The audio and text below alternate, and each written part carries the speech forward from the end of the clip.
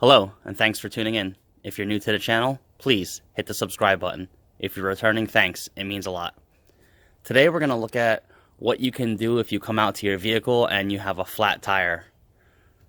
Basically, there's only a few ways you can really repair it other than replacing it. Well, a few safe ways and legal ways, and we're going to talk about those today.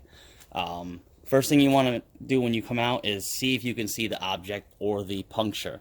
If you have any damage in the sidewall, meaning from the end of this tread to the rim lip on either side of the tire, any damage in here, the tire is not repairable safely. And in most states, it's actually illegal. Reason being is the amount of force that is pushed down on the sidewalls of these tires while the vehicle's in motion. Every time you hit a bump, it distorts them. So any type of patch or plug that's in a hole in a sidewall will eventually twist and rock its way out, and you could have a catastrophic failure.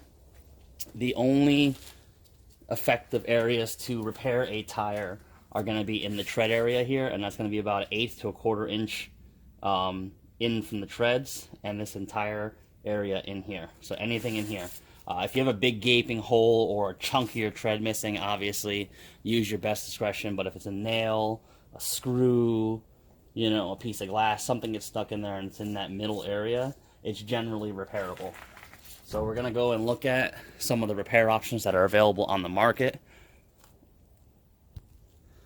Okay, here are some general tire repairs that are available on the market to the consumer. Going from left to right is going to be the easiest and cheapest, and temporary to the right, which is going to be the most expensive, hardest, and permanent repairs. So we're going to take a look at the first item here on the left, and it's Fix-A-Flat. Most people know it. It is a great temporary fix. I've used it for many, many years with success. They come in different sizes from small tire to extra large. It does not require any tools, jacks, or really anything. You just screw it onto the tire valve, I believe in the 6 o'clock position. Yeah, 6 o'clock position. And basically you inflate your tire. And after the contents of the can is emptied out, you go driving for like 2 miles, and it fills in the area that has been punctured. Now there's a caveat with this. You leave the object in the tire. You don't pull it out.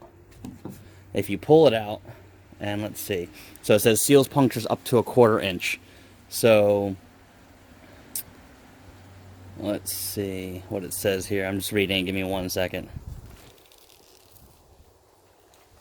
Yeah, so you don't want to pull the object out, because if the hole's bigger than 1/4 inch, you're going to lose all this. And it says even right here on the can. I'm trying to focus this for you. Have the tire repaired by a tire professional within 3 days or 100 miles, whichever comes first. So this is a temporary fix. Now, I'm not saying that you can't go further than 3 days or 100 miles, because I have, but it's not smart if the manufacturer says that, because again, this is a temporary fix.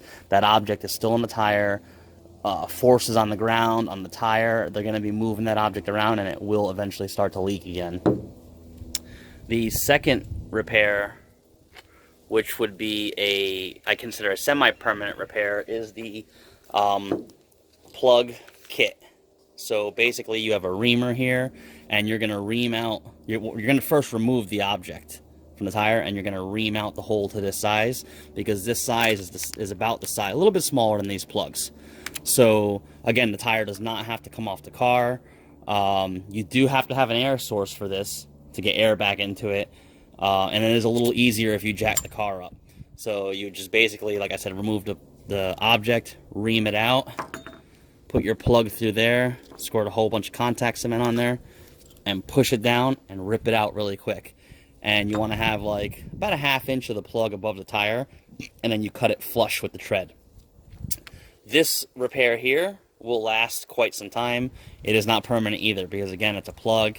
It'll stick to the concrete or pavement when you're driving and start to pull it out. The glue will harden and crack and whatnot. I've had success with this as well. I've used the plug for over a year in the tire that we're actually going to show the hardest repair on today. and it lasted for about a year before it started leaking. Now, the tire requires about 65 psi. It leaks down to about 30, so I lose about half the pressure with this, and then it stays okay. But still, this is a great alternative to having to remove the tire and rim assembly. The third option, which is a permanent fix, is the patch kit. So this is just your standard tire patches. You follow the instructions. You know, if the tire is like this, it goes across to the beads on the outside. And you have different sizes for different size holes. You have to have some type of scraper to buff the inside area against cement, and then tools to kind of push down on the adhesive pad to stick to the tire. This does require removal of the tire and rim assembly from the vehicle. This is a permanent fix. The last tire repair option here is the plug and patch kit. This is the best to use, the most expensive, and the hardest. So you're going to, again, take the tire and rim assembly off, remove the object, and then you have to find out what size the hole is closest to. So they do come in all different sizes. This will require buffing of the inside of the tire to smooth out any rough surfaces. You have a scraper to scrape down any excess rubber that's left over, and your rollers.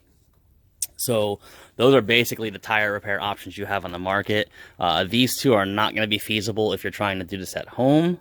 This is usually done by a professional, unless you have a tire machine and you know how to do it. And these options here can be done at home or on the side of the road, because they do not require removal of the rim. I usually carry a Canafix flat and these plugs in my truck toolbox, simply because if you don't have onboard air, you can plug it and then shoot some of this in it, and this will inflate it, because this has inflation air inside the can with the foam. So at least you can get the tire up off the rim. That's the object. You don't want to drive on your rim. So let me break this tire down, and we'll get it off the rim, and we'll start looking at the repair that I did and how long it lasted. Okay, I got the tire off the rim, and I got it zoomed in down here so you can see the plug that I had put in about a year ago. It lasted, like I said, about a year. The ribs here are all going to have to be shaved down to put the patch in so it sits flat. We're going to have to remove this plug. Let me flip it around and show you how it looks real quick. Okay, as you can see here, that is the plug that I had put in about a year ago. Lasted a long time, like I said, but it's time to make a permanent repair because this is a heavy-duty truck. So I'm just going to go ahead and pull that out with some pliers real quick. Alright, we got the plug removed out of there, and I don't know if you can see the light through it, but we cleaned it up with one of the reaming tools. So we'll spin it around now and look at the inside again.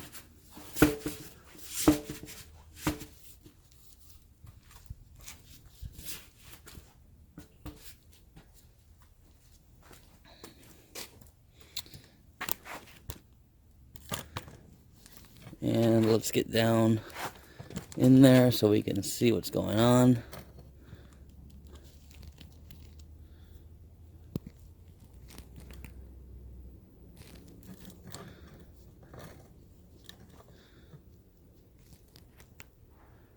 Just trying to zoom in for you guys. I know it's probably not going to be the best picture quality zoomed all the way in, but right down there is our hole. So what we're going to do is we're going to take a similar patch and we're going to draw a chalk line around that hole, because we want to make sure that we get the right amount of area buffed out for the patch. Okay, so we're going to take our plug, which is going to be the smaller of the two that I grabbed, or some type of template, and you want to center the damaged area right in center of the plug or the template and draw a circle around it with your tire crayon.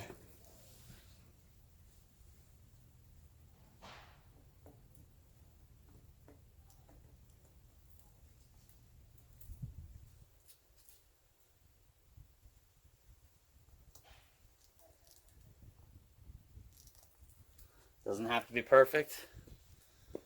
And there it is with the hole in the center. That's the area that we want to buff out.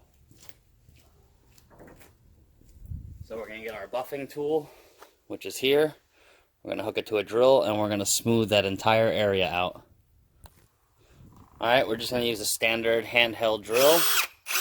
And we're going to buff all around the area in there. And like I said, we want to take the ribs out of there. Let me move this camera so we can get a better view.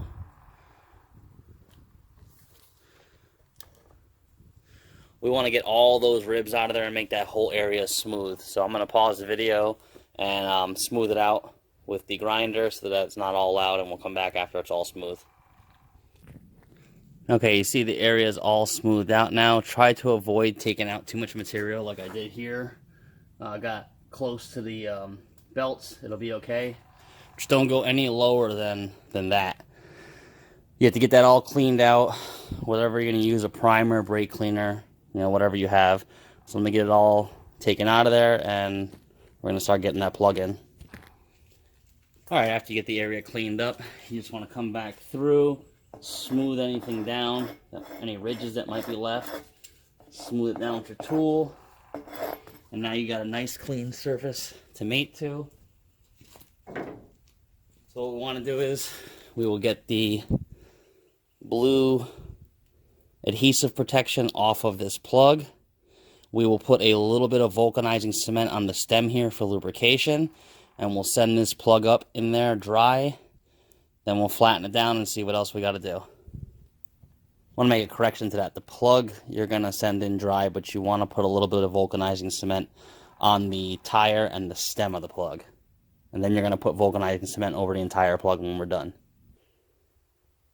Okay, once you have the plug and patch assembly pulled through, you're going to come back on the inside with these tools here. And you're going to go ahead and, let me zoom out real quick, sorry about that. You're going to come back in and you're going to flatten the patch out. And you're going to roll over the patch with those and make sure it's all sealed down. Pull that plastic piece off and put some vulcanizing cement over it. And then clip that stem right here. Just clip it flush. So let's get all that done. Okay, once the patch is flattened out with the tools, you're going to want to go ahead and take the plastic protecting coating that's over this, basically for when you're rolling that metal roller on there, that plastic protects the rubber patch. Peel that off, and then go ahead and put a small layer of vulcanizing cement over the top of the entire patch, and go around it about 1 inch around it. You can see the kind of hazy spot, shiny spot around it. Went about 1 inch around it as well. Once that's dry, I like to turn the tire over and snip the plug just below the tread, about 1/8 to 1/4 of an inch, so that it can give this plug time to vulcanize with that glue and set in. And then I put a little bit of the vulcanizing glue in the tread mark there on the plug. So we'll get this tire mounted back on the rim, inflate it, and check for leaks, see if it worked. Okay, the final thing to check on your repair before you mount it back to the vehicle is to see if the plug is holding air.